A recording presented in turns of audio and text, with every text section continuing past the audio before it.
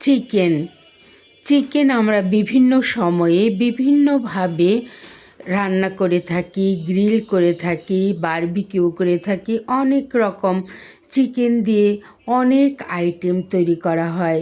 Hello everyone, আসসালামু আলাইকুম। Welcome back to Raina Siammi food and blog. আজ শেয়ার করতে যাচ্ছি আস্ত চিকেন গ্রিল রেসিপি। এটা আজকে আমি এয়ার ফ্রায়ারে করব। দেখতেই পাচ্ছেন, এয়ার ফ্রায়ারে আস্ত চিকেন গ্রিল করার জন্য আমি একটা আস্ত মুরগি নিয়েছি। মুরগিটা আমি কেটে ধুয়ে একদম পরিষ্কার করে নিয়েছি। দেখতে পাচ্ছেন, এটা স্কিন সহ নিয়েছি। স্কিন সহ আমি নিয়ে এসেছি। তারপর এখন খুব ভালোভাবে একদম ডিপ কাট করে নিয়েছি, যাতে করে মশলা একদম ভিতরে ভিতরে ঢুকে যায়। খুব ভালোভাবে এই কাজটা করতে হবে, একদম ডিপ কাট করে নিতে হবে। দেখতে পাচ্ছেন আমি কেমন করে ডিপ কাট করে নিচ্ছি। এখন আবার উল্টো দিক থেকেও আমি কাট করে নিচ্ছি। এই গ্রিলটা আপনারা চামড়া ছাড়াও করতে পারেন। চামড়া সহ করলে একটু সুবিধা হয়, একটু তেল ওঠে, যার জন্য আমি চামড়া সহ নিয়েছি। দেখতে পাচ্ছেন আমি কেমন করে ডিপ কাট করেছি। একদম ভিতরে ভিতরে যেন মশলা ঢুকে যায়। এই তো আমি দেখিয়ে দিচ্ছি। এখন টিস্যুর মাধ্যমে আমি চিকেনটাকে খুব ভালোভাবে মুছে নিচ্ছি, যাতে করে একটু পানি না থাকে। এখানে আমি একটা খালি বাটি নিয়েছি। এই বাটিটাতে আমি মশলা তৈরি করব চিকেন গ্রিল করার জন্য। এখানে প্রথমে নিয়ে নিচ্ছি আদা রসুনের পেস্ট। যেহেতু আদা রসুন ফ্রোজেন করা, তাই এমন ঝুরি ঝুরি দেখাচ্ছে। এখানে আমি 4 টেবিল চামচ আদা রসুনের পেস্ট নিয়েছি।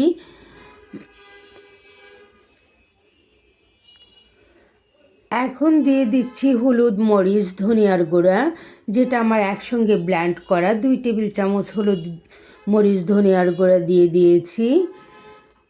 দিয়ে দিচ্ছি লাল মরিচের পাউডার। লাল মরিচ পাউডার এখানে আমি 2 টেবিল চামচ নিয়েছি, যাতে করে একটু ঝাল ঝাল হয়। যারা ঝাল পছন্দ করেন না তারা অ্যাভয়েড করতে পারেন, অন্য যে কোনো কালার ব্যবহার করতে পারেন।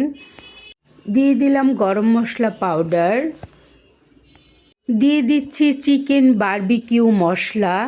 এখানে আমি বারবিকিউ মশলাটা ব্যবহার করেছি বাজারে যে প্যাকেট পাওয়া যায়, ওই প্যাকেটের 3 ভাগের 2 ভাগ আমি বারবিকিউ মশলা নিয়েছি। এখানে আপনারা যে যেরকম ফ্লেভার বা স্বাদ পছন্দ করেন, এখানে তান্দুরি মশলাটাও দিতে পারেন, ওটাও খেতে মজা হয়। এখন দিব লবণ পরিমাণ মতো লবণ দিয়ে এখন আমি দিয়ে দিচ্ছি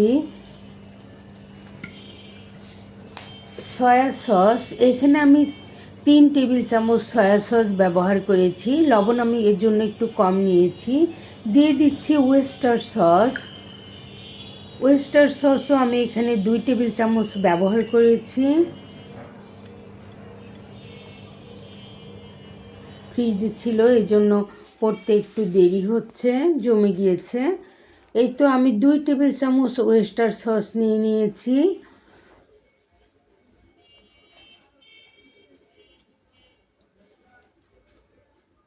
এখন দিয়ে দিব টমেটো সসও আমি 2 টেবিল চামচ ব্যবহার করেছি। এখন দিয়ে দিচ্ছি টক দই। এখানে আমি 1 কাপ টক দই নিয়েছি।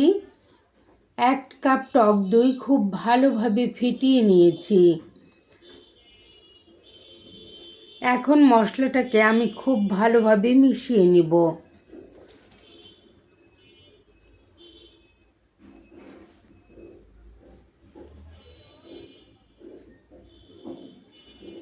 মশলা মেশাতে এখানে আমি সরিষার তেল অ্যাড করব, তারপর খুব ভালোভাবে মিশিয়ে নেব। দিয়ে দিলাম সরিষার তেল। এখানে অন্য তেলও আপনারা ব্যবহার করতে পারেন। আমি সরিষার তেল ব্যবহার করেছি। সরিষার তেল ব্যবহার করলেই সব সময় বেশি ভালো হয়, গ্রিল কিংবা তান্দুরিতে মজা হয়।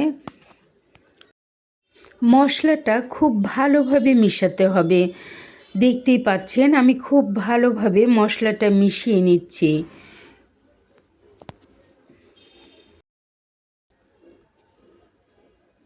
এই তো মশলাটা মিশানো হয়ে গেছে। এখন আমি এটা চিকেনের উপর ঢেলে তারপর খুব ভালোভাবে চিকেনটাকে মেখে নিব, যাতে করে ভিতরে ভিতরে মশলা ঢুকে যায়।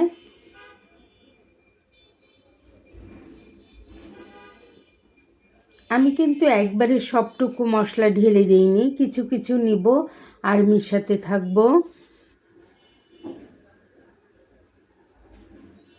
হাত দিয়ে খুব ভালোভাবে চিকেনের ভিতরে ভিতরে মশলা ঢুকিয়ে দিতে হবে, তা না হলে খেতে কিন্তু মজা হবে না।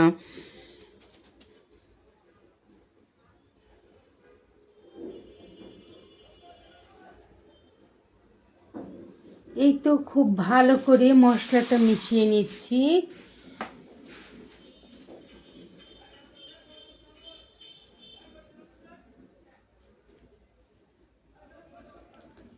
এবার উল্টে আবার মিশিয়ে মশলা ঢেলে দেব।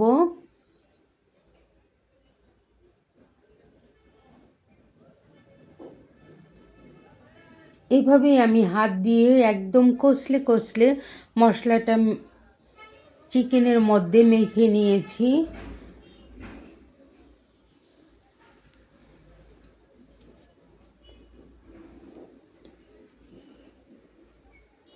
এখন এটাকে আমি রেস্টে রাখবো। দেখতে পাচ্ছেন মশলা মিশানো হয়ে গেছে, একদম মুরগিটা খুব ভালোভাবে আমি মেখে নিয়েছি। এখন আমি অন্য একটা বাটিতে এটাকে রেস্টে রেখে দিব।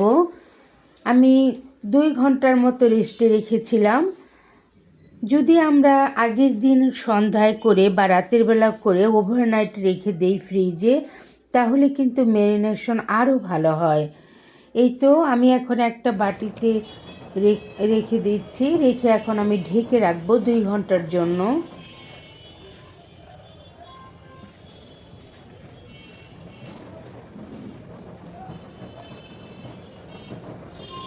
আসলে মশলাটা যত মজার হবে, চিকেনটা খেতেও তত মজা হবে।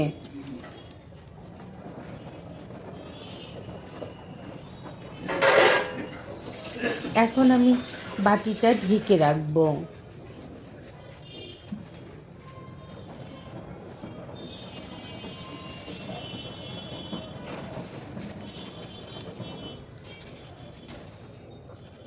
বাটির কেনার মশলা লেগে গেছে, এজন্য আমি একটু মুছে দিলাম।